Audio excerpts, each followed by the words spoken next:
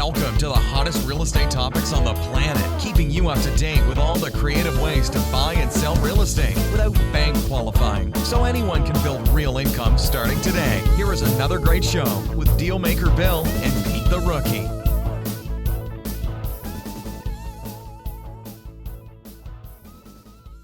All right, here we are, another episode of Flipping Houses for Rookies.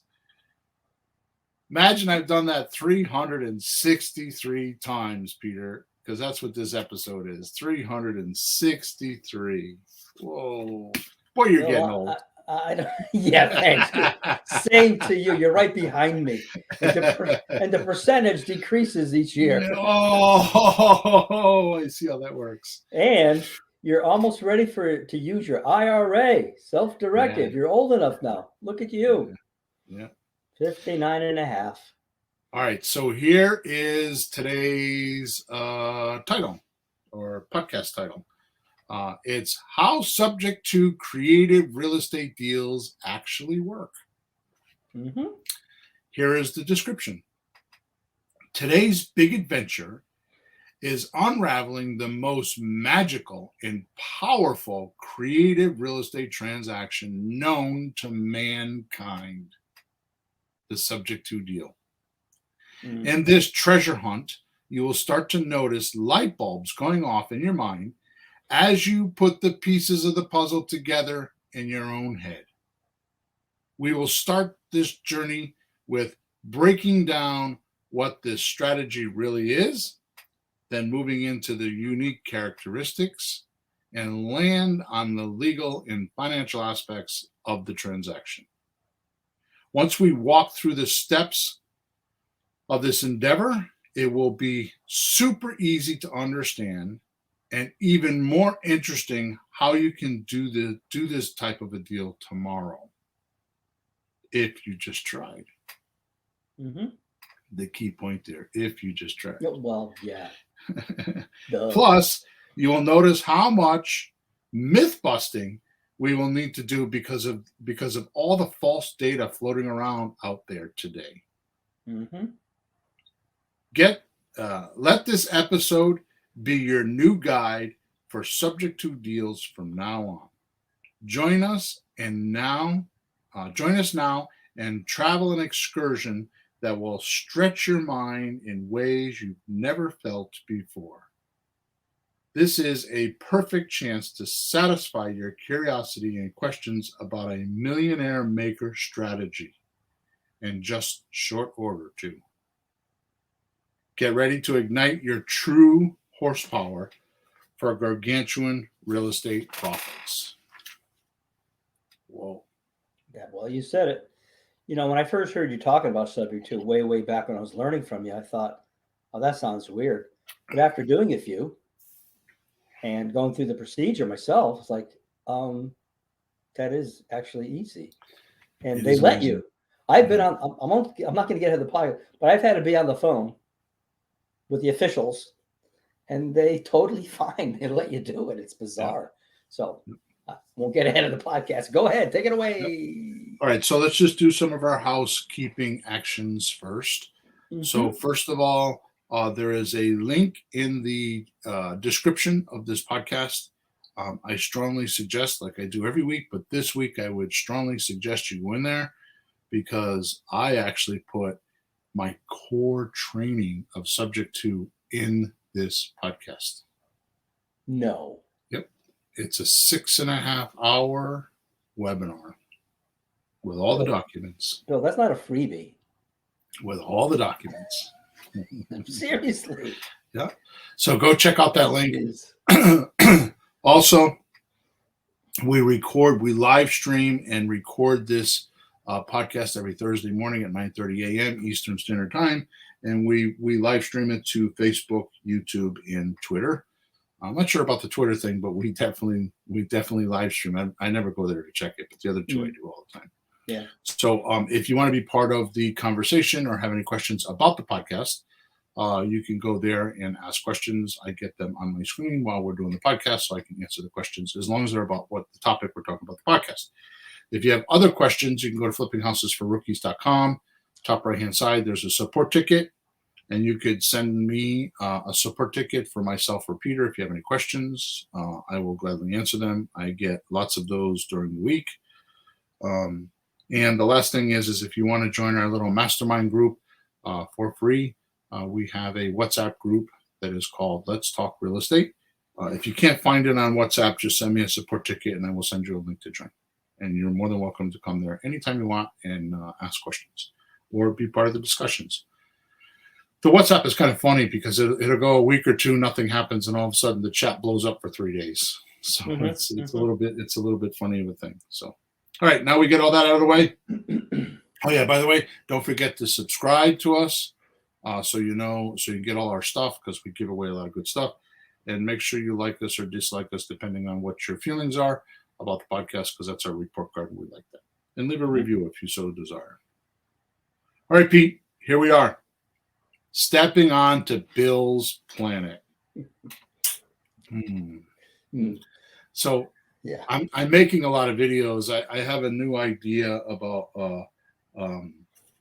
like when you come into Bill's planet. In other words, you usually buy something. I have especially Creative REI Replay. I have this new idea about welcoming people. And the first video is about stepping onto Bill's planet. So basically what that means is we're going... Basically, it's a warning. Yeah, it's a warning because I think a little bit different than most sometimes. Not just on real estate, not on everything else. Or maybe some. Anyways, it's a warning. So, and you know, Peter, and if you've listened to more than one podcast, our listeners know that I absolutely have like a high school crush, like an absolute high school inundated, like can't think of anything else crush, and completely admire the Subject to deal. It is my favorite deal. I would do no other transaction if you let me.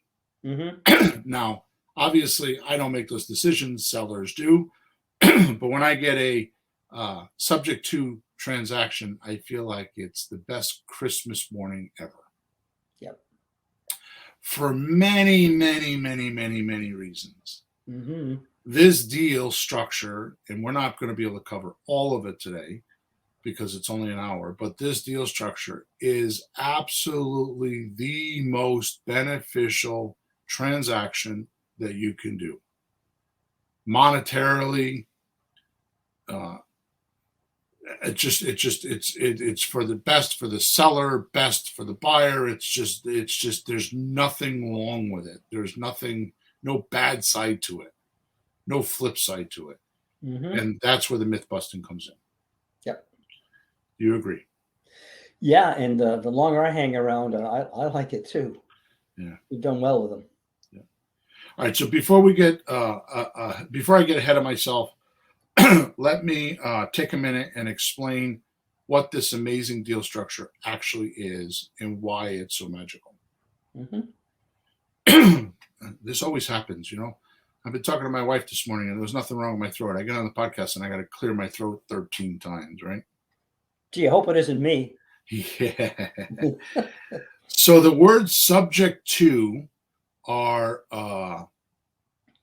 referring to the financial portion of the transaction, right? Which, if you listen to podcast number 362, how creative real estate actually works, we found out a few things about creative real estate, right? Yeah. One, real estate is made to take money out of it, not put money into it. And two, creative real estate means we control the documents that own or could own a piece of property. Yep. We don't necessarily have to own the property to make a crap load of money, right? Matter of fact, if we don't, we usually make more money by not owning the property than owning the property. Right? Yeah. So now let's break that down. Let me explain that a little bit before we move on, because this is very important to the subject to deal. This is a very key, essential portion of this, right? So Number two, which I spoke of, which is controlling the property, right? Which I just mentioned. Yeah. Means things like the deed, right? That controls the property. Options can control the property, right? That's the right to buy, but not the obligation to buy. Yep. Right. Seller financing can control the property. Right. These are all things that can control the property, right? Sure. So, which brings me to number one that I just spoke of, that I just mentioned, that the real estate is made to take money out of it, not put money into it. Yeah. Now, that may seem like some sort of a marketing. It started that way as like some sort of a marketing hype, right? No, not But really. it really isn't. No. Right. So what I've been doing is explaining that recently.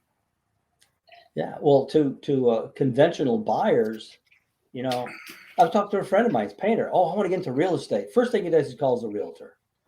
Next thing's going to happen is he's going to have a bank loan. Next thing you know, he's going to be out tens of thousands of dollars before he makes a dime.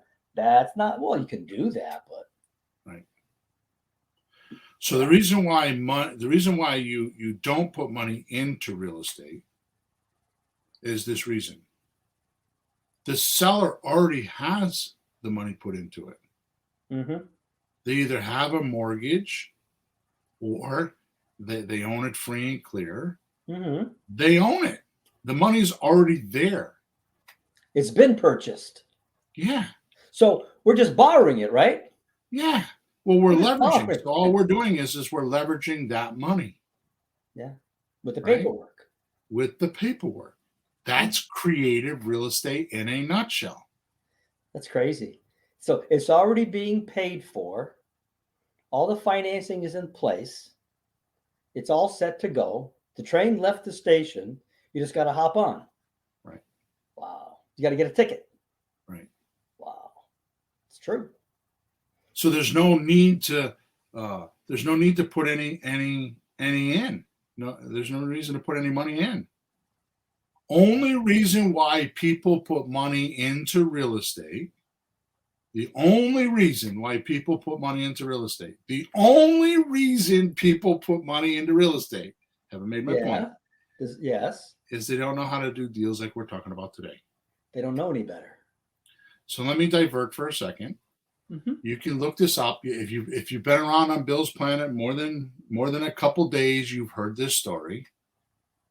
But I did some research some years back, and the word realtor. You could do a better job. So explain what the word realtor means. Break it down. Do you know? Realtor. No, I don't think I do. Okay. I know the story how it came about, but the word itself, I mean, real estate's part of it. But yeah. So go ahead. What is real estate? Well, real estate. I mean, I used to think it's because it's real, like it's real stuff. It's a real piece of property. But it actually comes from real, which is royal, meaning only the rich people, the royals, used to own property. You could build yourself a little shack or a lean-to, in the forest or live in a cave. But the rich guys got the properties. Look what's still standing, some castles here and there, and some mansions. So it's royal estate. How's that for elite? Exactly. So I can't give you the breakdown of realtor. It has to do the tour portion of the word. Is you see a derivation? Is that what you're missing? Yeah. They have a dictionary over there. They have to get up and go get it if you're not seeing it. Yeah, that's okay. Let me. It sounds like somebody who something or others with real estate. Yeah, the tour. I know some derivations. I don't know that one without looking.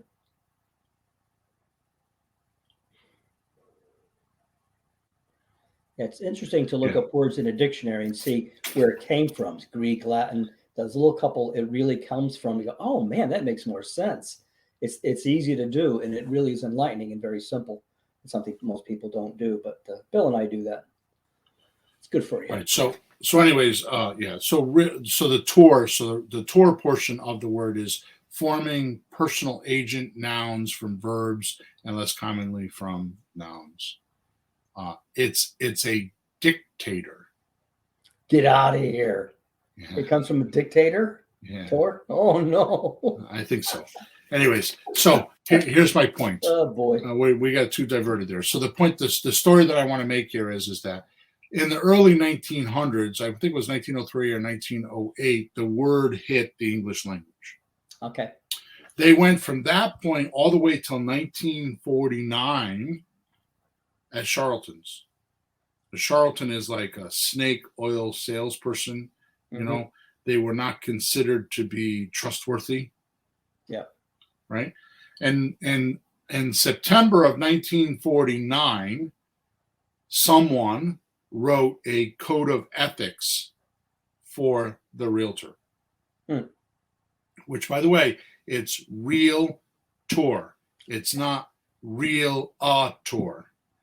No, It's the A is real, before the L. Yeah, real R-E-A-L. tour, real tour, not realtor. Anyways, we're way so diverted off the subject too. It's unbelievable. Don't We'll you get say done in a minute. realtor in front of me and Bill. We'll call you out on it. So, anyways, what happens is, and there's a point to the story. I'm dragging it on. We're goofing off too much. So September of 1949, they write this code of ethics. In October of 1949, they incorporate an organization called the National Realtor Association. And the purpose of that association was to implement the code of ethics. Yeah. Okay. So here's my question. Prior to 1949, how did we buy and sell real estate?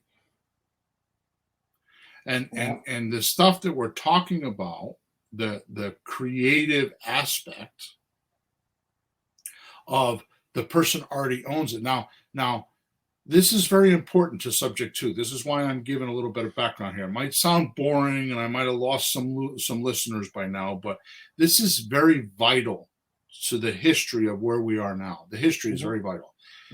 So back in the day, okay, I'm talking frontier ages. Like before, like the late 1800s, early 1900s. Yeah. The government would take tracts of land. Tracts of land, they call it, tracts of land. And they would have a day where you could go claim a stake and take the land. Yep. So you've seen movies about this, right? And you take wagons a stick, line up, and there's horses. And you take a stick with a flag and you put it in the ground, and you now own the property, right? Yeah, like the Tom Cruise movie Far and Away. Yeah. They'd fight and they'd fall and they'd not get knocked off the horses. They'd shoot each other. Yeah. Thus begins the whole thing of, well, I want that land, or I don't want that land, right? So realize that it started with many, many, many Americans not even buying the property, just getting it awarded from the government. Yep.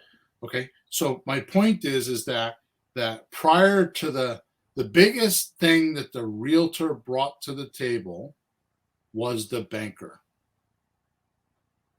right? Because prior to 1949, all property was bought and sold with monthly payments for the most part. But people could still go to a bank and get a loan if they wanted.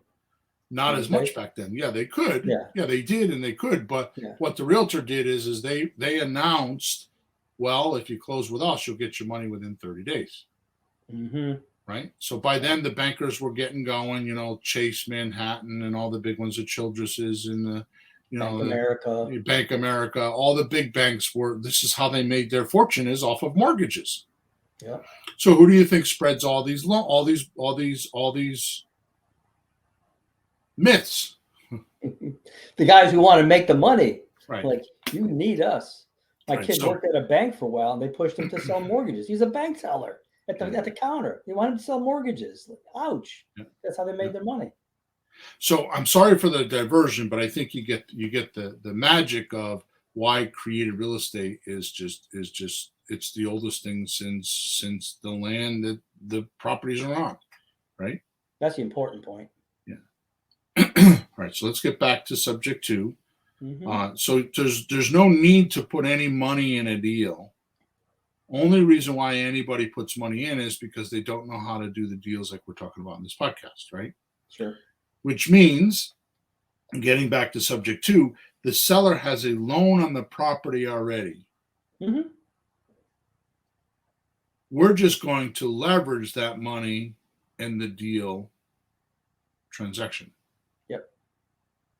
So the way we do this is by allowing us, by the seller allowing us to pay for their existing loan on their behalf. Yep. Thus, the slang name subject to, which means we are agreeing to the loan that's in place already, subject to the agreements the seller made with the loan, the bank, or whoever the lender is, already. Yep. So if it's 79% interest and $24,000 a month, we're agreeing to 79% interest and $24,000 a month for 6.5 days. Yep. We're agreeing to that. So it's subject to the original loan documents that put the money into the real estate. We're not changing anything. We're just taking over the payments. Right. Remember, real estate is money to take. Real estate is meant to take money out of it, not put money into it. So there's already money into this property, and we are going to take over the loan subject to that agreement that put the money into the property. Yep. Okay. Yeah. So the phrase means subject to the existing financing is contingent upon the existing mortgage. Yep. So it's a slang term, subject to the contingencies of the original mortgage or whatever was agreed upon. Now, I've kind of belabored that a little bit, so hopefully you got it. Now, most commonly, the seller will give us the deed.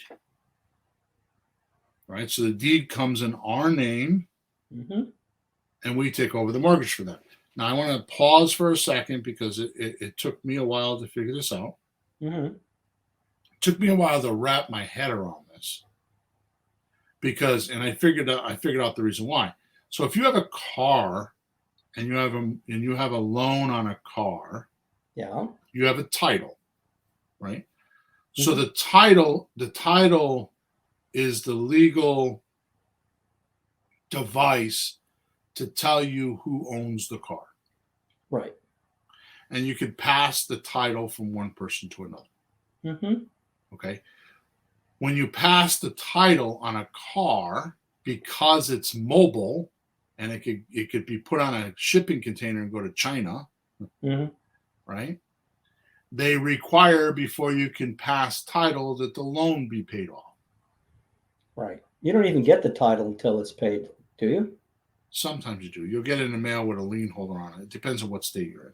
So anyways, the point that I'm making here is most people have that confusion with real estate. They think that you can't pass the deed with the loan attached to it, but it's not that way in real estate. No, well, the owner already has the deed and he didn't pay the loan yet, right? Right. So he's got the deed. They give you the deed, but you got to pay me. Of course, if you don't pay them, they ask politely to get the deed back. We're going to cover this in a few minutes, and I'm going to prematurely drop a bomb here. But so the difference is that each device, the deed or the title, is proof of ownership and has a loan.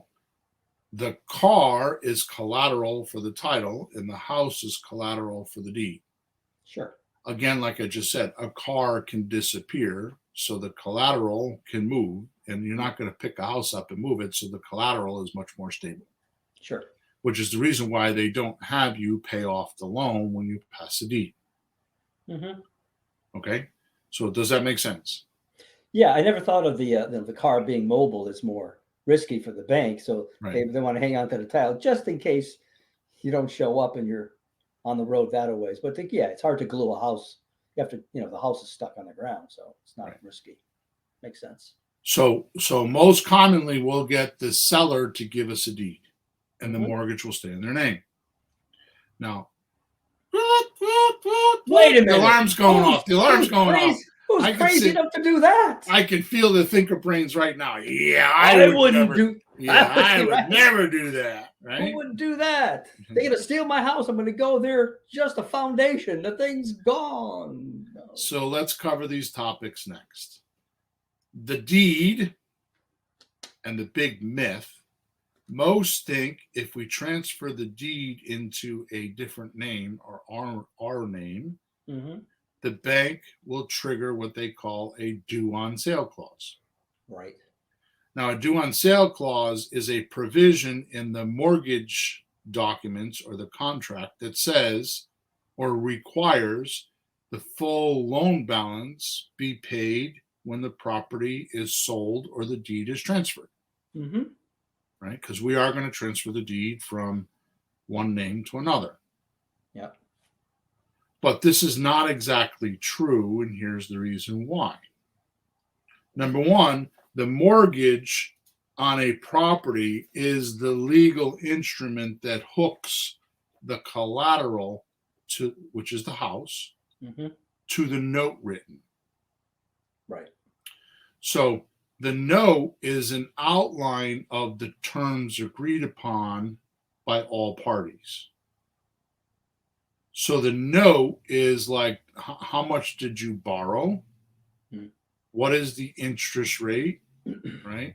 The length of payback time, the monthly payment. If there's a default, what happens? If the house gets destroyed, what happens? Like a fire or earthquake, what happens? And who gets the insurance money, right? Indemnification, which means held harmless. So the bank wants to be held harmless, which is called indemnification. They want to be held harmless with the house. They don't want to be responsible for problems because they got the deeper pockets and they don't want to be sued, right? So this is the note. All this stuff, all these details are in the note, right? So actually, in true everyday practicality or pragmatic ways, if you would say that, the note is technically like toilet paper. If you default on a note, it means you don't have money. Usually, I mean, the most expensive or the most highest asset or the most what is the word I want?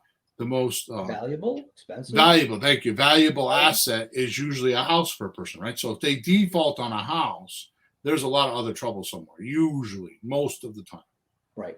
So that means that if I give you a loan and I write a note, kind of like a promissory note, right? It's unsecure, right? So a note is typically unsecure, which means I have no recourse. Like what I could try to take you to court, I could try to scare you, but there's nothing for me to take back. Well, it's like credit cards. There's no collateral on a credit card. Right. You stop paying credit card, they start complaining, but they're not going to come and take something unless it's a car loan. They'll come to get your car, right? There's no collateral on a credit card. Right. They're taking their chances. So, I'm going to look up the word collateral. Collateral. So collateral is something that's pledged as a security for repayment of a loan if the loan was forfeited. Yeah. So it's the security that if you don't pay me, it's a security I get back. Okay, so you have the note, right? Then you have the collateral, which is the house. The mortgage is the legal thing that connects the two. So the mortgage is not the loan like people talk about. Well, how much is your mortgage? So the note is the loan. Right. And the mortgage is the collateral connection documentation. Right. So the mortgage is what connects the note and the collateral together. it's kind of like a highway. It's like you have two islands. You have a note and you have the house, and there's water in between, and you need a bridge to go across. Right. The note is what gets foreclosed. I'm sorry, the mortgage is the legal device they use to do foreclosure with. Yeah, because And that's what how you get the collateral. And what foreclosure means is that the owner has the deed in their name. So the bank has to go sue them via the mortgage to get the deed back. Mm. And that's a foreclosure. Yep. Okay. A little diversion there, but that's a foreclosure. Well, they're not getting the money, so they got to get the house. Right. Okay. Right. And that's what you agreed to with the loan. When you took the loan with them, you agreed that I'm going to give you collateral. And if I don't pay you, you can take the house back. Mm-hmm. Right. So now the bank has to go sue you in court. And there's very specific laws on how it works, because too many people were stealing houses because they didn't pay you. They paid you at 12:01 instead of midnight, and they took the house back, right? So there were people like that. Yeah, it used to be that way, but it's not that way anymore. The courts make sure that it's very fair. If you have equity in the house, you have a lot of advantages, and you have a lot of reasons to hold on to that house for a long time, the way it is nowadays. So my point here is, so long as you don't break this collateral, right, banks will not come knocking on your door. Because the banks want the interest, they want the payments, they want the loan to be activated. They just don't want you to break the collateral chain. Yeah, they want the money, they don't want the house. The money is like the cash flowing in. The house is the problem. Right. Yeah, makes sense. But this is a little vague for me, or too open-ended for me to run my business. Now, I did for many years. I did this for 20 years. Exactly what we're talking about. I did my own closing. We called them tabletop closings or kitchen table closings. Yeah. It was very easy. I had 6 documents that I would fill out. 2 of them were notarized. I would have somebody show up at the house. We would pay somebody to show up, a notary, at the house, and they would notarize the seller's signatures, and I would walk away with keys, and I would own a house, and I had a filing of $70. So, you put $70 in? Yeah. Wow. Thought you don't put any money in. No, that doesn't even count, does it? No, it doesn't. That's like dinner. All right. So here's what I would do. Here's what I do to make sure that my business is running safe, and it's what listeners should do if they are listening, right? But before I tell you what I do, I have to give you an explanation of something. I know I always do this, but first let me explain something that most may not even know. I didn't for a long time. 20 years of my career, I didn't know this. Wow. Okay. Any property, any piece of real estate or property, it could be property, because real estate real estate has edifices on it, right? Like, yeah, buildings. Yeah. It could be vacant land too, right? So any property in the United States, all property in the United States are owned by only one of 4 entities. Right? And those entities are, 1, a person's name. So property can be owned in a person's name, which is the most common one. Yeah. 2, an entity like a corporation, S corporation, C corporation, or just a plain old LLC. Right? 3, a partnership. Or 4, a trust. So there's only 4 types of entities that can own a property: a person's name, an entity like a LLC or a S corporation, C corporation, a partnership, or a trust. Yep. So the magic lies with us. Okay. And I have to tell you, I've learned this from others. This is not anything I invented, but I have figured out, after doing so many of them, some very cool little tricks that most don't teach. Mm-hmm. Right? So the magic lies by taking the property out of a person's name and putting it into a property trust. So if Peter owns 123 Main Street and I'm going to do a subject to deal, what I do is I actually deed the property out of your name and I put it into the trust and then control the trust. So when I'm explaining subject to deals to my sellers, I don't do the seminar talk or the seminar language and say, oh, I'm going to do subject to, because they don't know what that is. My wife and I have been together for 20 something, 25 years, 23 years. She still, when I use that word, so I don't bring it up anymore. She still, every single, it ends up being an argument because she's like, I don't understand that. I just can't get that in my head. And I explain it to her, and she's like, "Oh, okay." And then next time, and it's like aggravating because she can't understand it, right? So and I'm not, and my wife's not a dumb girl. I mean, she's smart. pretty sharp, right? So if she can't understand, the sellers aren't going to understand. So instead, I just say to the seller, "Well, what we're going to do is we're going to put the deed into a property trust, and then we're going to manage that property trust 100%." So you have no more obligations for the property. It's done. You're out of it. I like that 100%. Yeah. Yeah. That I don't know if you said that. You probably said it before, but it really hit me today. 100%. That makes them feel comfortable that they have no obligation anymore. So that's cool. Plus, the trust will pay all the expenses, including the mortgages, the taxes, insurance, and it will do the maintenance and repairs. So the trust does everything. The property trust does everything, which we are going to manage. Now, by the way, what are we going to do? We don't pay the maintenance and the repairs, and we don't even pay the mortgage and the taxes. We don't do any of that. Mm-hmm. What we do is we assign all those obligations to our buyer.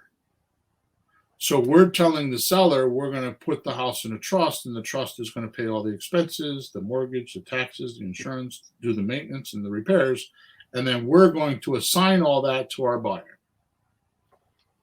So there might be a short period of time, and if you do it the way we do it, you don't even have that short period of time anymore, but you might acquire a deal while you're looking for a buyer. You might have to pay for a month or two if you do it the wrong way.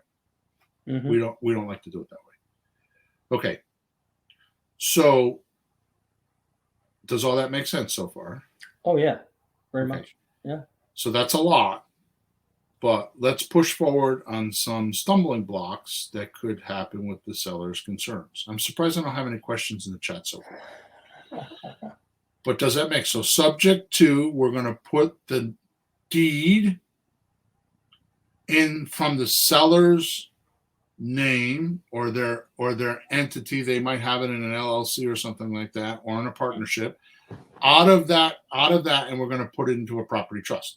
Now, here's what happens with the trusts. Good, I have time to do this. Here's what happens with the trusts. Trusts are formed by politicians. They've been around since the Roman times. But actually what happened is in the early 1900s, I've told this story in the past, in the early 1900s in Chicago, they were looking to build skyscrapers. And the gentlemen that were going to build the skyscrapers were also the aldermen, which made the zoning laws and all that. So they figured if they told the people that the aldermen were going to build these skyscrapers, there would be revolt because people are like, they're just lining their pockets. So they're going to change the zoning laws just for their own benefit.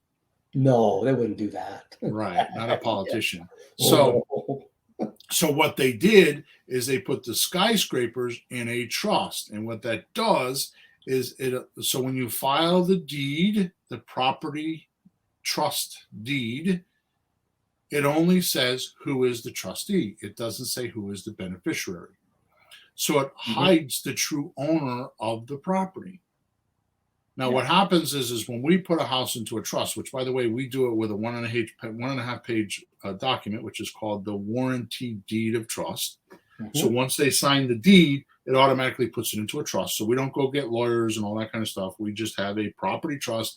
We form it, and we have a legal document called the Declaration of Trust, and it tells you what the rules are in the trust. One of which the beneficiary can fire the trustee without notification. We do that with a piece of paper in a filing cabinet file. Yeah. So the trustee is just like a figurehead. Right. It's not like he's not. I've been trustees on some of your properties, and the trustee's not responsible for things. Something happens, he gets in trouble. He's like a figurehead.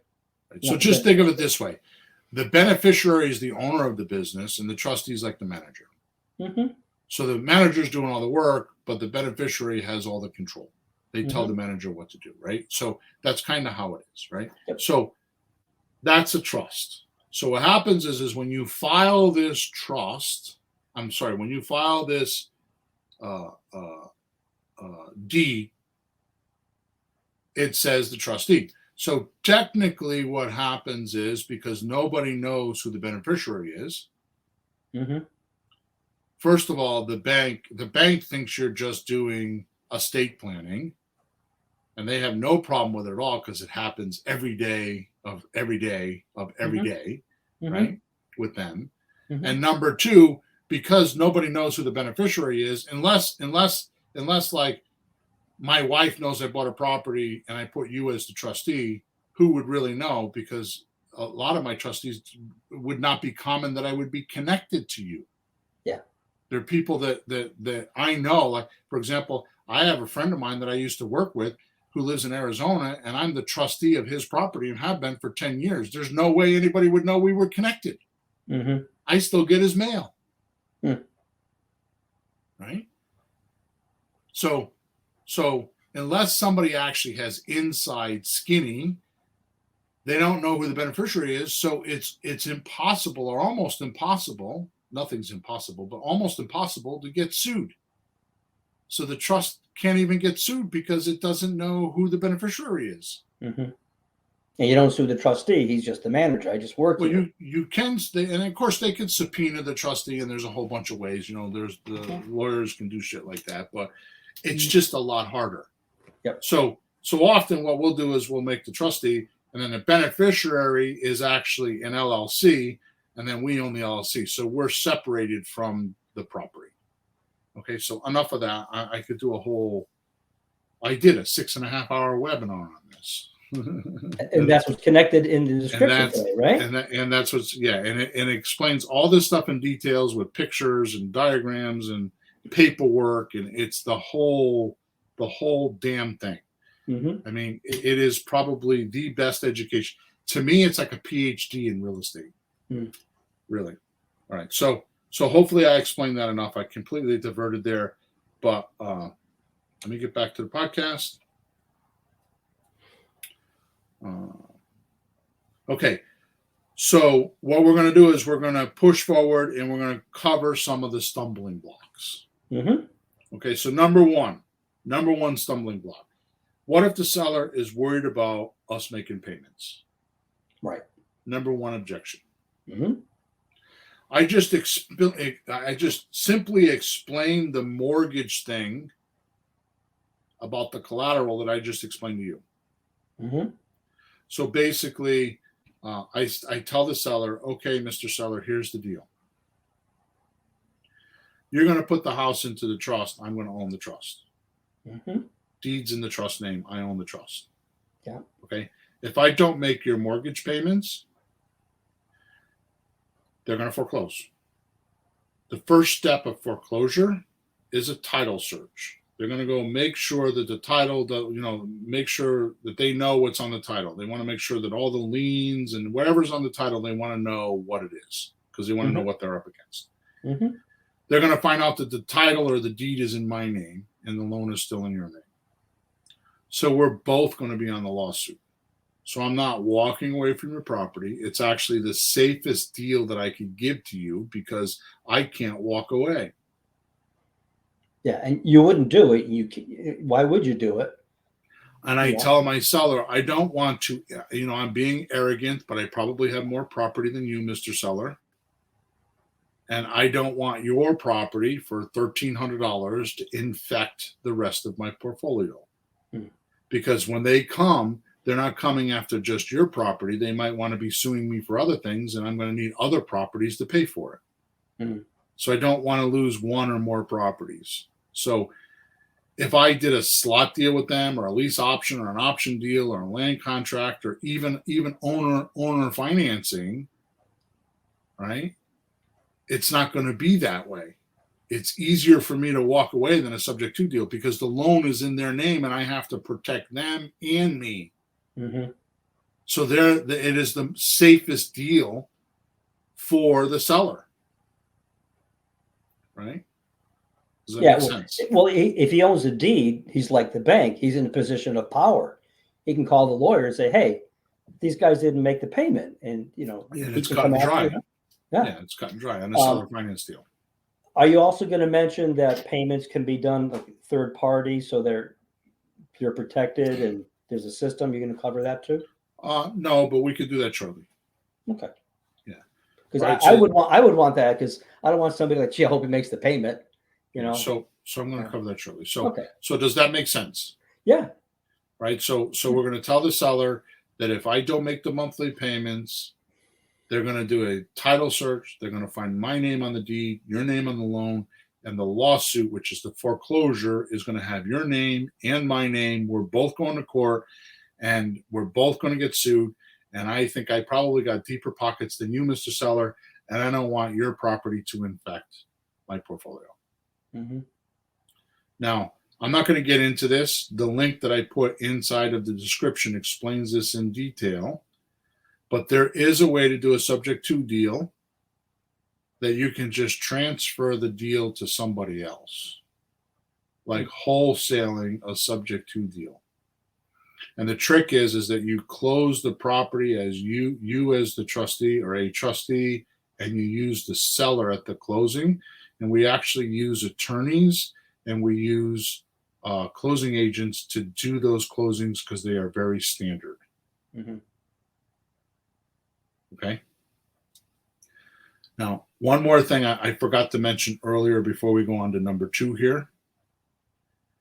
If you go to Google and you type in HUD1, HUD, D like in David, HUD1, that is what they call the settlement statement at a closing.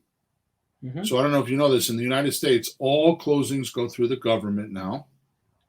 That means that the closing agent needs to draft a settlement statement, which means it has to explain all the money that came into the deal and all the money that went out of the deal, and it has to balance so everybody knows where the money went.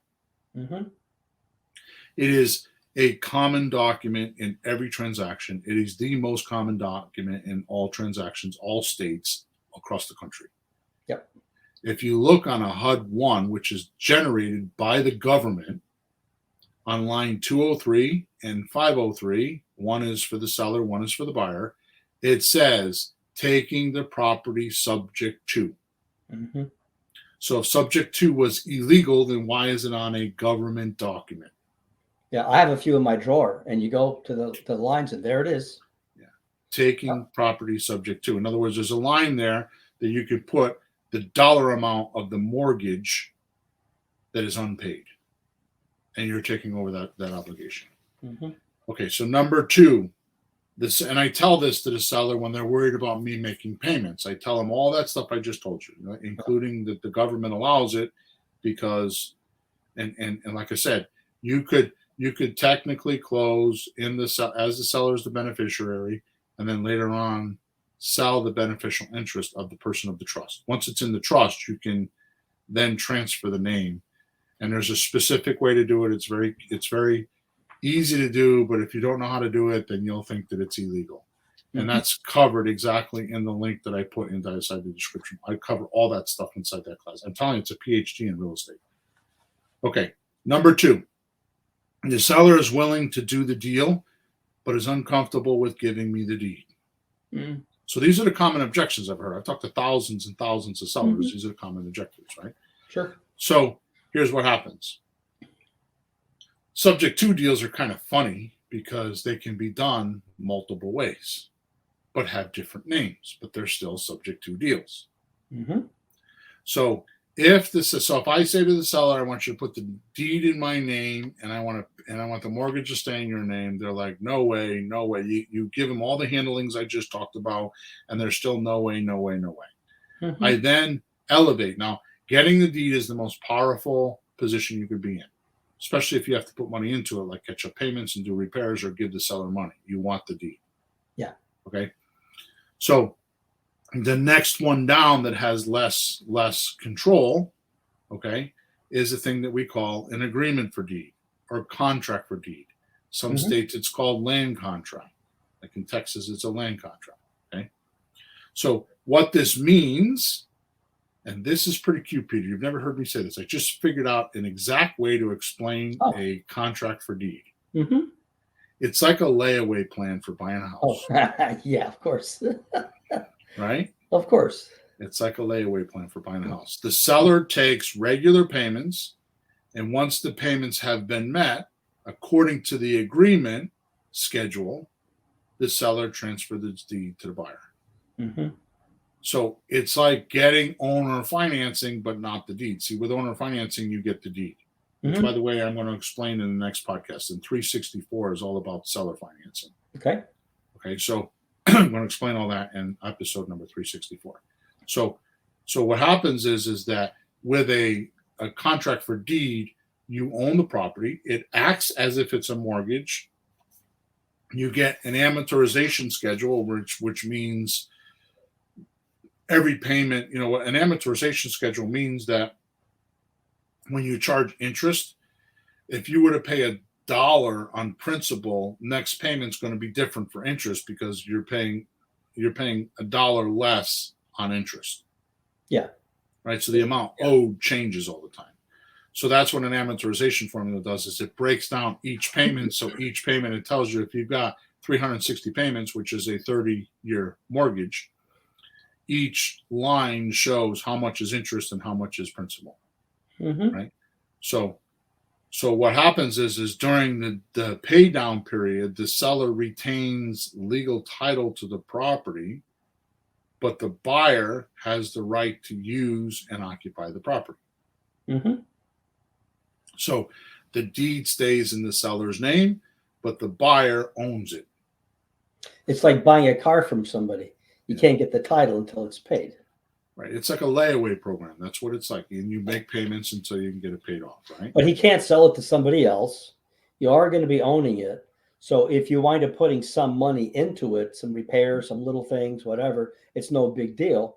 Of course, the buyer that we sell to could do that. Right. So I don't think what you just said is correct, because what we do is you can assign an agreement for deed to a buyer. Yeah. So what we do is when we are dealing with the seller, our contract says that we can assign it. Mm-hmm. When we give one of these to a buyer, which we hardly ever do, when we give one of these to a buyer, we don't allow them to sign it. Mm-hmm. Right? Yeah. Does that make sense? Yeah, I'm just saying, like, we don't put money into anything unless we own the deed. Right. Like we wouldn't do a $30,000 renovation on a lease option because we don't own it. So this isn't quite owned, but we're not. We could put money in. Yeah, we could put money in because we're not going to lose the property. Right. It might be 5-10 years. Well, the money's backed up by the contract, right? Yeah. Yeah. So again, going back to the beginning of the contract, we are controlling the property. Mm-hmm. Right. We have a mortgage as if we went to the bank and got a mortgage. We have a mortgage on this property, and it's 100% legally ours. Cool. So if the buyer fails to make payments on a contract for deed or an agreement for deed, whichever way you want to call a land contract, it's an eviction. It's not a foreclosure. Mm-hmm. So when you do seller financing, again, which I'm going to cover on podcast episode number 364, seller financing, the deed's in your name, like we talked about earlier, and you're going to have to get a foreclosure proceeding because there's a mortgage and the deed was released, right? Yep. Here, the seller's not releasing the deed, so it's just an eviction. It's not a foreclosure. That makes sense. Okay? Yeah. Also, the buyer gets principal reduction in this type of an agreement, unlike no principal reduction, and our lease with an option to buy. Mm-hmm. So lease with option to buy, we typically don't get principal reduction, or we don't give principal reduction. Right. But in this transaction, we do. Mm-hmm. Make sense? Okay, number 3. Mm-hmm. So the seller wants a guarantee or is still antsy about the deal. Yep. Okay. So we then, and only then, offer this. We do a wraparound mortgage deal. Now, a wraparound mortgage, which is often called a wrap, Mhm. is a typical type of creative financing agreement where a mortgage is created between the buyer and the seller and includes the original mortgage. So the original mortgage does not have to be paid off. It stays in place and then adds the additional funds if required that you owe the seller. Mm-hmm. So if you have a $100,000 mortgage and you buy a property for $150,000, that means you owe the seller $50,000, right? Right. So instead of paying off the $100,000 like most transactions would do, you would need to come to because most people think they need to come to the table with money to pay off their underlying mortgage. And what we're telling you in creative real estate, you don't need to do that. We're going to leverage that money that's already in there, right? Mm-hmm. So instead of paying off the $100,000 mortgage, we are going to give them a wraparound mortgage, which means we're going to give the seller a mortgage for $150,000, which includes the $100,000 they owe the bank and the $50,000 we're giving them. Mm-hmm. So it puts both mortgages, puts both amount owed to the seller in one document. Yeah. Right. Mm-hmm. So these additional, so the $50,000 is wrapped into or wrapped around the original mortgage. Right. Right. The key is that the original mortgage stays in place, and it doesn't trigger the due on sale clause. See, that's why it's under subject to, because we're going to keep the mortgage in place. In essence, it's a combination of a subject to deal and a seller finance deal. Yeah. Right. As And I'm going to talk both. Yeah. And I'm going to talk about that in great detail in podcast number 364, because there's a major confusion on what seller financing is. Mm-hmm. Major confusion. And I even think you are confused, because I was for a very long time, on what seller financing actually is. Mm-hmm. Okay. And I'm going to do all that then. Yep. Okay. So in essence, it's a combination of a subject to deal and a seller finance deal, all wrapped up, pun intended, into one loan document. Okay. All right. So going back to your original question, the only con to this transaction is making payments to the seller. Mm-hmm. And the seller not making payments to the bank and end up in foreclosure. Right. What if we pay him and he doesn't pay the bank? Right. No, they worry about us not making payments. Well, what if he doesn't make the payment? If we gave him the money, then we're in trouble. Right. Exactly. Mm-hmm. Which is why we make our payments directly to the lending bank, and payments to the seller if the deal permits it with our cash flow. Question. When they see the check come from us, is it from a trust that we put the property in with a wrap, or just us? No, the trust is transparent. The trust is transparent. So I write them right out of my LLC, and they don't know the difference. Okay. But you still use a trust. Mm-hmm. Okay. Okay. Okay. Yeah, the trust is transparent for IRS. It's transparent for everything. Mm-hmm. It's just a way to hide who owns the property. It's technically that's what it's for. It's a property trust. Mm-hmm. It's not any other. If you got a lawyer that's telling you they want to charge you money for a trust and do all this other kind of stuff, it's the lawyer doesn't know what they're doing. Which, by the way, is 99% of all lawyers. They don't know what a property trust is. That's funny. So, and in that link that's in the chat, I show you how to make one. You do it yourself. You don't need an attorney at all. Mm-hmm. It costs you $70 to file. All right. So, one more quick thing. I know I have two more things I want to cover, but one more quick note is that what I did for a very long time is if the seller says, I want $150,000, right? And the property's worth, whatever the property's worth, we'll say 200,000, but I want 150,000. I only owe 100, so I want $50,000, Mm-hmm. right? In that particular case, I'm going to cover that in a minute, what you would say there. But in that particular case, what I would always do was just generate a second mortgage for the property for the $50,000 because they owe 100 and they want 50. So I would do all that myself. What I'm telling our listeners nowadays is just do a wraparound mortgage. So let me give you more detail on that, right? So before we leave, just a few quick notes. One, the fastest and best way to do a subject to deal is to ask the seller if they would sell for what they owe on it. Mm-hmm. If they say no, ask how much they wanted. So in this particular case, they're selling for 150 or whatever the number is. I forget about that part, but they owe 100 and they want $50,000. Yeah. So what I do is I tell them I can give you $50,000, but I'm not going to give it to you in cash. Mm-hmm. I'm going to write a note, and you're going to get paid when my buyer pays me off. Mm-hmm. So that could be a year or two, or it could be 5 years, 10 years down the road. Whenever I get paid is when you get the money. Right. No interest, no principal. I'm sorry, no interest, no payments. Mm-hmm. Right? Now, what I did for a very long time, and I'm kind of stepping on the sidelines here because I know we need to go, but what I did for a very long time is if they said they wanted $50,000, I would double it. Now, I wouldn't do it on $50,000, but a lot of times they'll tell you they want 10 grand. Mm-hmm. I would double it and then take that off the price of the house. So if they wanted 10 grand in cash, I would give them 10 grand in cash, but they would reduce the price of the house by 20 grand. Right. I did that for a very long time. Nowadays, I don't really teach that because it gets too confusing. But my point is instead of making a double mortgage, they want $50,000. They're willing to not take payments or charge you interest on it. Then you don't need to do any of this stuff I'm talking about. You just write a purchase and sales contract, right? Actually, I'm going to go over that. Did you have a question? Mm-hmm. So the next thing is the paperwork. Yeah. Right.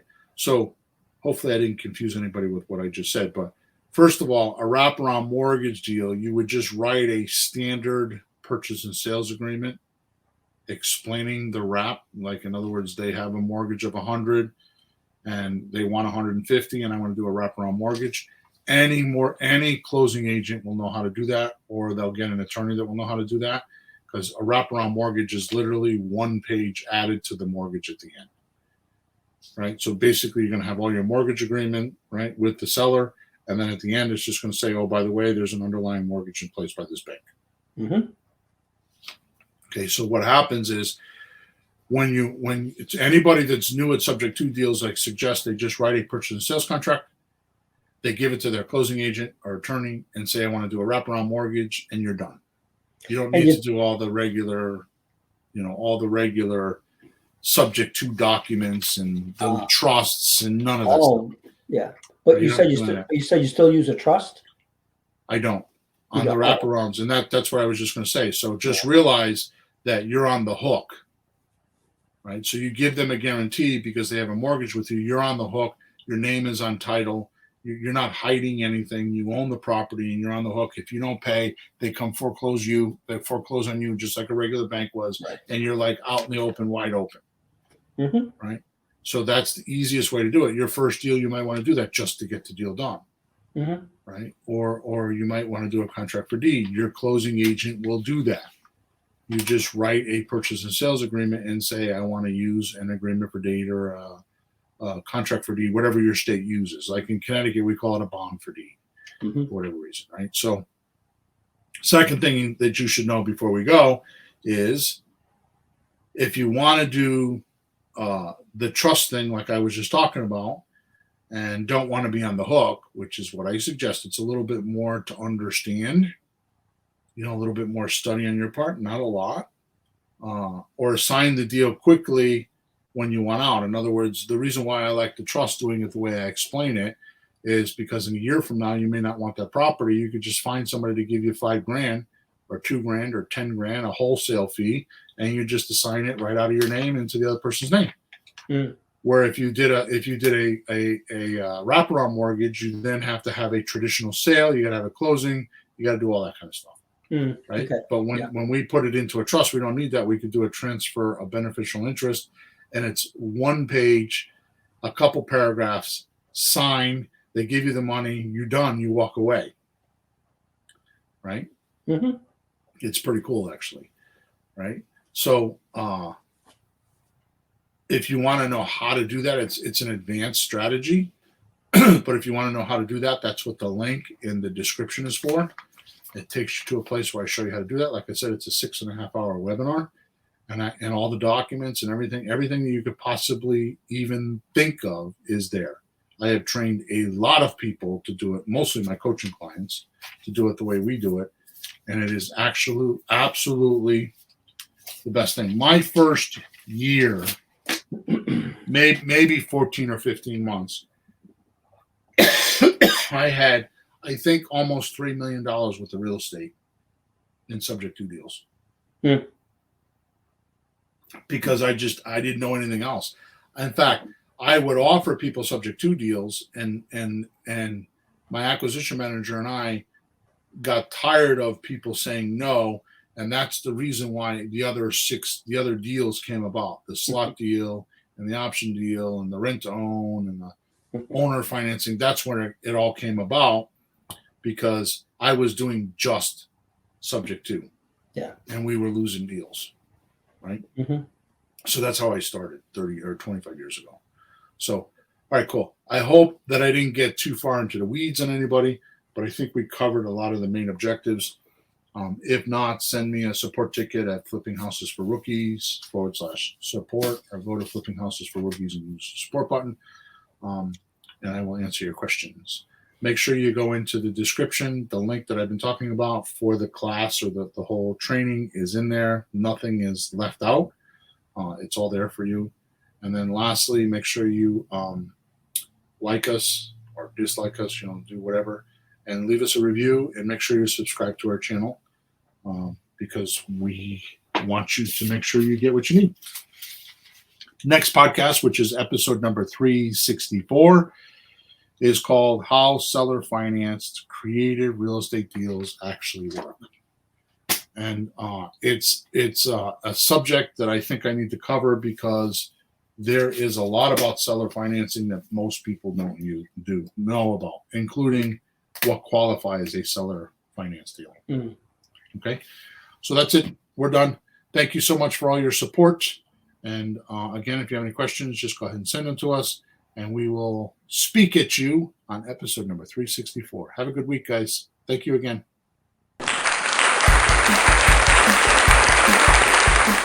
Thanks for tuning in to the hottest real estate topics on the planet with Bill and Pete. If you want to continue learning how to buy and sell real estate without money or credit, head over to flippinghouses.club for some cutting-edge real estate wealth tools. Or contact us at info@flippinghouses.club.